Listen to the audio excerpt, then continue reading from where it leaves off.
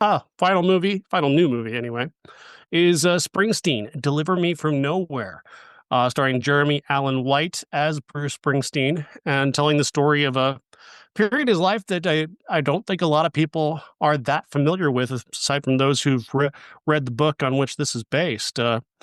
My first instinct was never to think of Bruce Springsteen as somebody who'd ever been super depressed.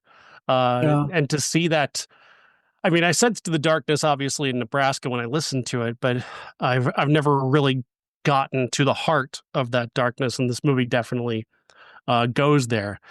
He's coming off the road from having gone on tour for The River, and he's having some of his earliest success on the charts, and uh, he's being pushed by the record company to make something big and make that next big step in his career. But he's taken by this thought after having seen Badlands on TV. He's just taken by this thought about that becomes Nebraska, essentially. He becomes fascinated by this story and begins to investigate it, and then he's turning that into a song, which then, of course, becomes Nebraska. He's connected with a girl from his hometown who is, grew up with him, but they didn't know each other.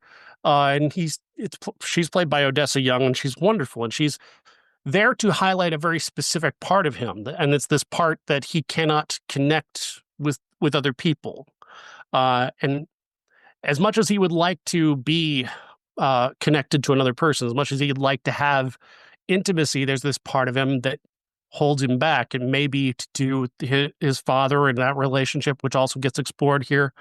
But it's a part of him that kind of terrifies himself, and when he kind of sees something of himself in Richard Starkweather, not the killer, but like the darkness and the way that can consume you, he becomes obsessed with it, and that drives much of the movie. And I think Jeremy Allen White is so incredible at capturing that feeling and those emotions and expressing those emotions in a way that doesn't feel played out. It doesn't feel obvious.